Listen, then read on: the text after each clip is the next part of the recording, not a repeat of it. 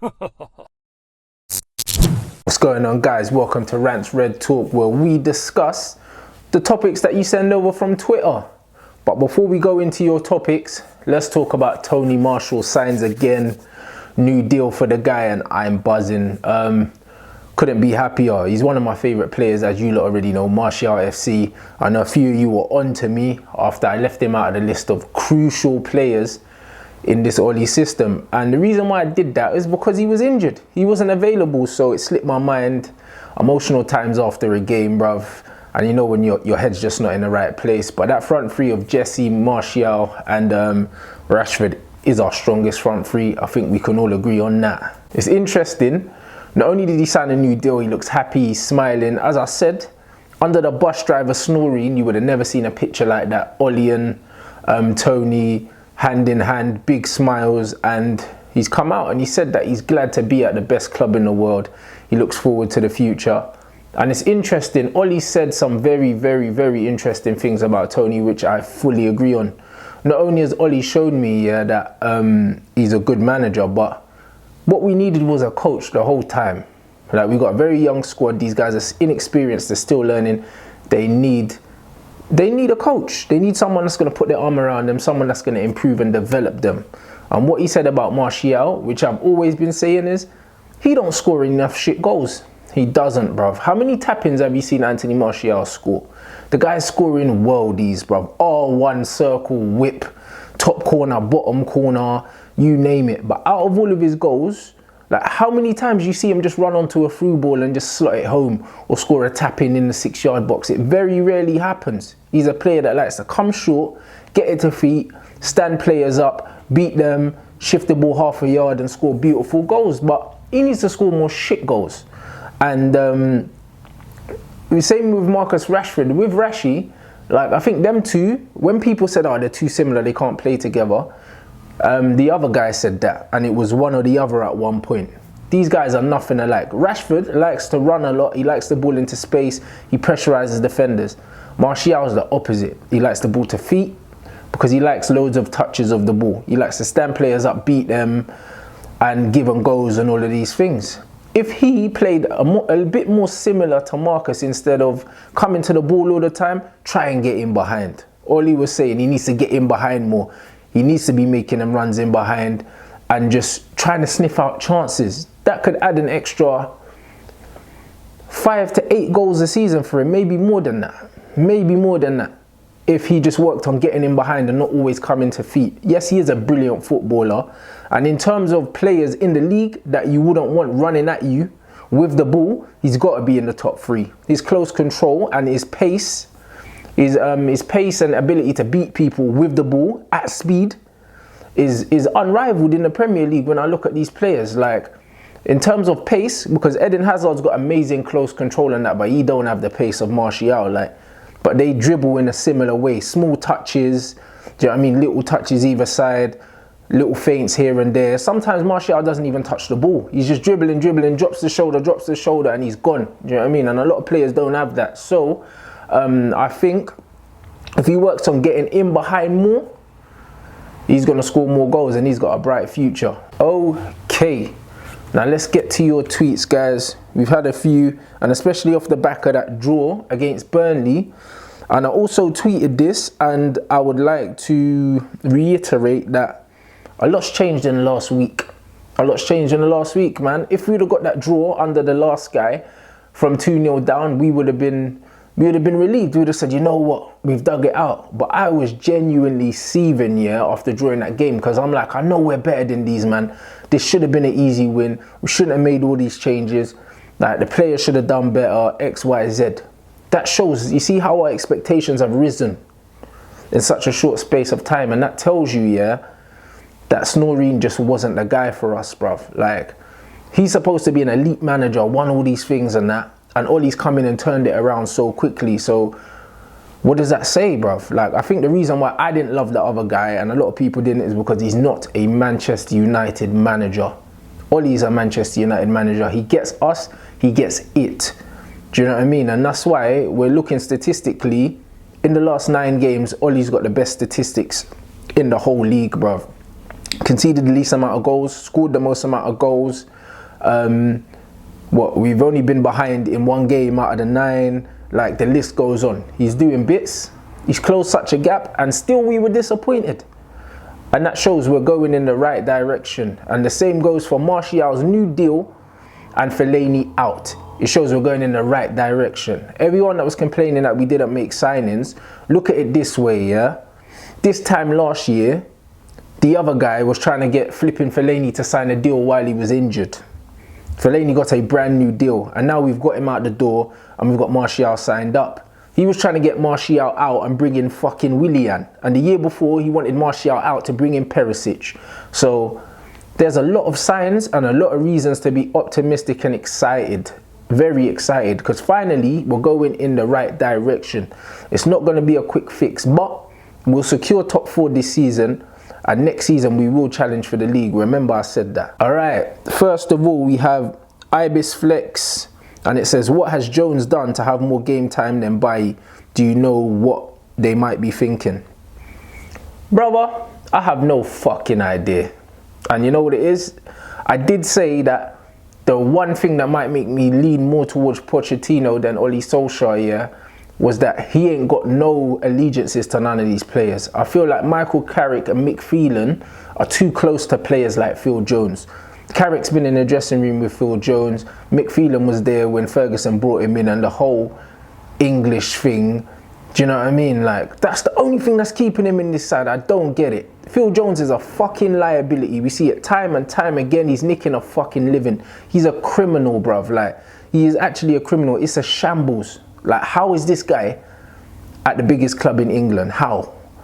Like, and you have to start asking questions like, where is this coming from? This little old boys club in the changing room, bruv. Like, these men need to be gone. As much as we get onto Smalling, he's a better footballer than Phil Jones.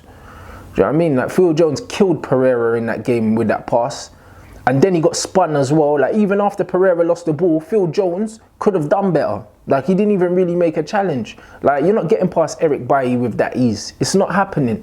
So I just think, I don't know what they see. I honestly think it's favouritism and nothing else, because Phil Jones hasn't put in solid enough performances to say, yeah, he should be in instead of Eric Bailly. And I am pissed about that. Next one, Twitter handle, why always Lukaku, bruv? That's hilarious. He's rubbish, that's why. Is Pereira good enough, and when was his last good game for United? I think Pereira is good enough. I think Pereira needs games, bro. Just like Fred needs games. Like, these man, Pereira played all last season in Spain. It's a different tempo. He plays international football. It's a different tempo. Like, these guys, you need to play yourself into match sharpness. Like, even when you're fit, like, it's up here. Anyone that's played football at a decent level knows that even if you're physically fit, if you're not playing in these match situations, training can't replicate these things. And I think that Pereira needs game time to get up to speed. Technically, you can't doubt the guy. He's got it all. But also, he's not a centre midfielder. Like, he's a number 8, man, and he's more of an attacking player. He played on the right in Spain. I would try him left or right in that front three, to be honest. I don't know why Ollie's persisting with playing him in midfield, and I don't know why he wants to play midfield.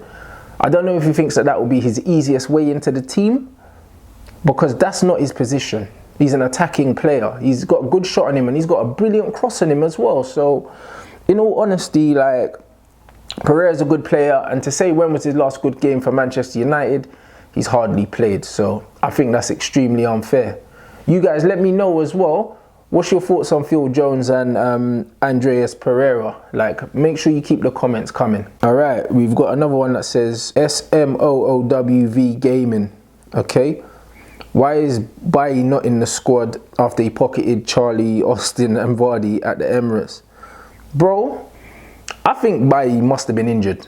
He must have been. Like, I can't answer that. He has to be injured, because if he's not injured, that's some fuckeries, yeah? Rashford missing sitters. Rashi missed an absolute sitter, but he does that. I've told you, man, about Marcus Rashford. When everyone's comparing him to Mbappe, yeah, the only difference between him and Mbappe, yeah, is Mbappe is clinical. Technically, they both can't dribble like Anthony Martial. They don't have his close control.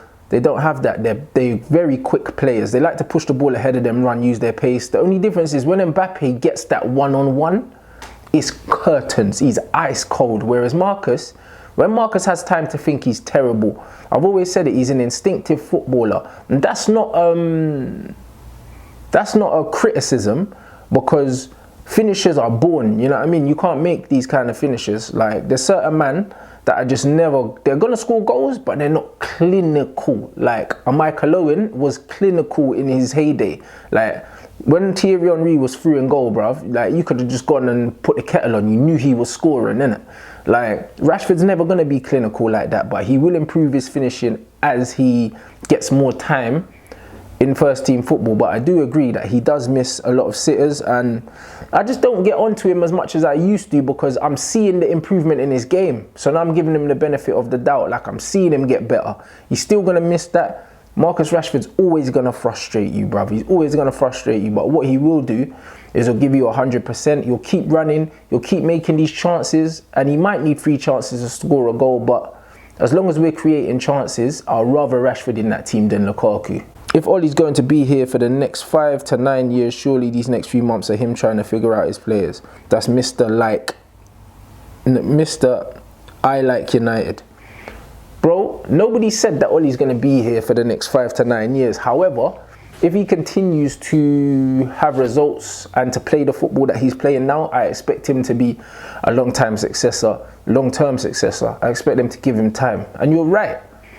You could look at the Burnley game as, yeah, he shouldn't have made these changes and we've dropped points. But you could also look at it as, now he's seen what players he can trust and which players he can't, innit? Because it's telling that we were going for a goal and he took Lukaku off.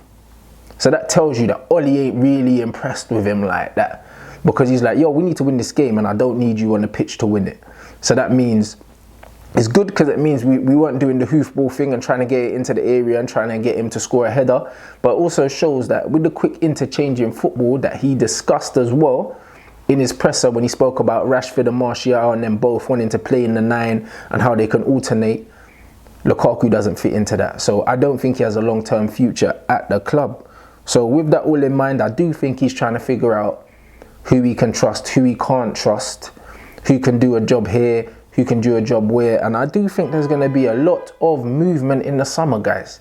Like, I think there's going to be a lot of movement. Okay, and the last one is from Michael Noel.